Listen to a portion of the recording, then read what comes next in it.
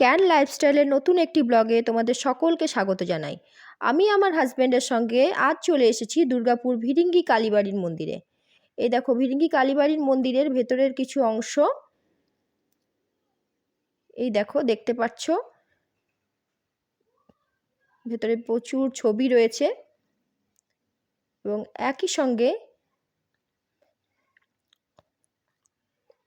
এই যে ঘুরিয়ে দেখাচ্ছি, এই দেখো এই যে আমি দাঁড়িয়ে আছি। এবার দেখে নাও মায়ের গর্ভগৃহটি।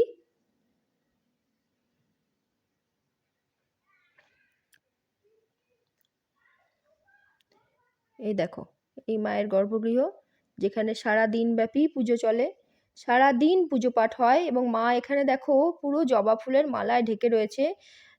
মায়ের সারা অঙ্গই যেন ফুলের সমাহারে। এই দেখো পায়ের কাছে কত ফুলের মালা। এখানে পুরোহিত মশাইরা পুজো করছেন। মা এখানে কমলা স্বরূপা, মায়ের মুখটি বড়ই মিষ্টি। এই দেখো এখানে পুজো চলছে,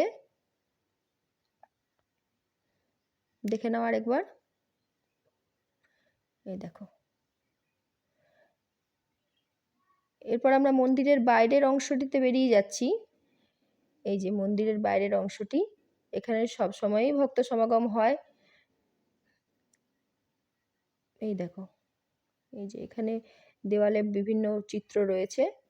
আর এই যে দূরে দেখতে পাচ্ছ এই মূর্তিটি, এটি তৎকালীন দুর্গাপুরের একজন তান্ত্রিক সাধক, প্রসিদ্ধ তান্ত্রিক সাধক শ্রী অক্ষয় কুমার রায়, যিনি ভিরিঙ্গি শ্মশানকালীর মন্দিরটি প্রতিষ্ঠিত করেছিলেন ভিরিঙ্গি শ্মশানেরই মাঝে। এই চত্বরটি আসলে একটি শ্মশান ছিল আগে। চত্বরটি অনেক বড়, তাই যদিও এখানে এখন কোনো অন্ত্যেষ্টিক্রিয়া হয় না।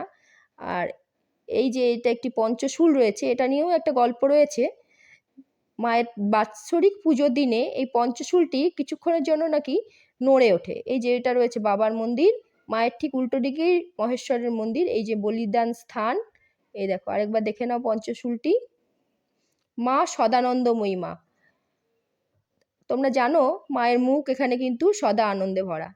এই চত্বরটি, এই দেখো পুরো চত্বরটি দেখাচ্ছি। এই যে এটাই বাবা মহাদেবের মন্দির। এই দেখো এখানে মহাদেবের লিঙ্গটি পিতল দিয়ে ঘেরা রয়েছে। আমরা এখানেও পুজো দিলাম, এখানেও প্রচুর ভক্তরা পুজো দিচ্ছেন। দেখো দেখে নাও এই যে, আর বাবার মন্দিরের চূড়াটি অনেক উঁচু পর্যন্ত রয়েছে। এই দেখো দেখাচ্ছি তোমাদের। এবং চূড়া থেকে একটি হ্যাঙ্গিং লাইট ঝাড়বাতির মতো নিচের দিকে রয়েছে। এরপর আমরা চলে এলাম বাইরের মন্দিরগুলোয়। এই যে মা শীতলার মূর্তি, মা শীতলা এখানে গাধার পিঠে অধিষ্ঠিতা। এর পাশে রয়েছে হনুমানজির মূর্তি, তার মাথার ওপর আবার মায়ের মূর্তি। এর পাশাপাশি রয়েছে মা মনসার মূর্তি। আমরা প্রত্যেকটি মন্দিরেই পুজো দিয়েছি। এই দেখো মা মনসার মূর্তি। এই যে বজরংবলীর ঠিক পাশেই রয়েছে মায়ের রাঙা চরণ এবং মায়ের একটা ছোট্ট পিতলের মূর্তি।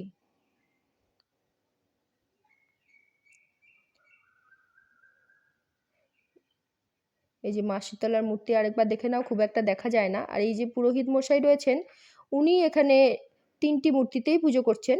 এই যে পাশাপাশি মহাকাল ভৈরবের মন্দির রয়েছে, এখানে মহাকাল ভৈরবের প্রস্তর এবং মায়ের মূর্তি ছবি সবকিছু রয়েছে। পাশে রয়েছে যে সিদ্ধিদাতা গণেশের মন্দির, এখানেও পুরোহিত মশাই রয়েছেন এবং পাশাপাশি আরও ছোট ছোট অনেক দেবদেবীর মূর্তি রয়েছে।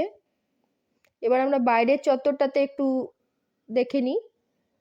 এই যে বাইরের অংশটা, এই বাবার মন্দিরের চারদিক দিয়ে চারটে সিঁড়ি উঠে এসেছে। এই দেখো, এবং আমরা এই যে এগিয়ে গেলে এখানে দেখতে পাবো এই যে ব্লু কালারের একটি বিল্ডিং রয়েছে। এটি ভক্তদের নিবাসস্থল রূপে গঠিত হয়েছে। যদি কেউ বাইরে থেকে এসে কোনো শুভ অনুষ্ঠান করে তাহলে মন্দির কর্তৃপক্ষের সঙ্গে যোগাযোগ করে এখানে থাকতে পারতে।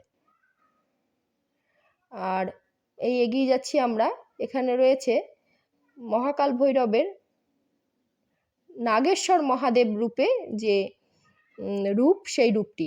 এই দেখো এখানে বাবা শিবের মাথার উপরে পঞ্চমুখী নাগ রয়েছে। পাশে একটি বট গাছ দেখতে পেয়েছো, এর থেকে অনেক ঝুড়ি নেমেছে। এই যে পুরো চত্বরটি, এটি খুব শীতল, খুব শান্ত, এখানে প্রত্যেকেরই এসে ভালো লাগে। ভক্তরা আসলে বলতে গেলে সমগ্র দুর্গাপুরবাসী মনে করে মায়ের কাছে এসে নিজেদের মনোবাঞ্ছা পূরণ করা যায়।